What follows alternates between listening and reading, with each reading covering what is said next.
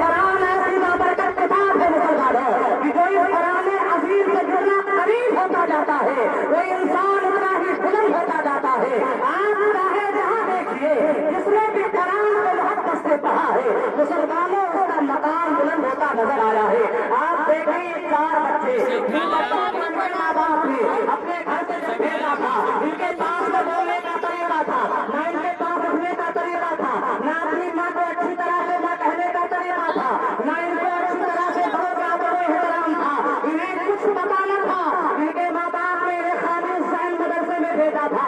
भेजने के बाद कहा था ए इमाम साहब, ए मौलाना साहब, ए हाफिज साहब, खासतौर से हाफिज कारी बाबा साहब कुबला और हमारे हाफिज हुसैन साहब कुबला के दामन से अपने बच्चे को पकड़ा दिया है और कहा है हाफिज साहब कुबला ये मेरा बच्चा अभी घर में तो टहलता था, अभी से कुछ पता न था, अभी से किसी चीज की समझ नहीं है, लेकिन आपके पास लाया हो और आपको इसलिए लाके दिया हो इस तरह सजाती हुई है, इस तरीके से मुनव्वरा कर दी हुई है कि दुनिया में भी चमकता रहे और आखिरत में भी मेरे लिए बाइस से निजात बन जाए। मुसलमानों हाफिज साहब ने कहा था आप जाइए कोशिश मेरी होगी। अब ये हाफिज साहब बंदा मदरसे के असातिज़ा मदरसे के मुदर्रिस उन्हें अपनी शफ़क़त की आदौस में रखा है, तरबियत की आदौस में रखा है, उन्हें शफ़क़त से पालते रहे, उन्हें तरबियत देते रहे, उन्हें तहज़ीब सिखाते रहे। अरे बेटा जब उठना तो बड़े अदब और एहतराम के साथ उठना और जब घर पहुंचना बेटा तो अपनी माँ को सलाम कर देना और बेटा जब उस्ताद के सामने आना तो बड़े अदब और एहतराम के साथ बैठना। आप अंदाजा लगा सकते हो ये तरबियत ही का नतीजा है। वरना इतनी कम उम्र का बच्चा जिसे दोस्तों न खड़े होने का तरीका था न संजा करने का तरीका था अल्हम्दुलिल्लाह इसलिए कुरान को अपने सीने में रोके बहा लिया है।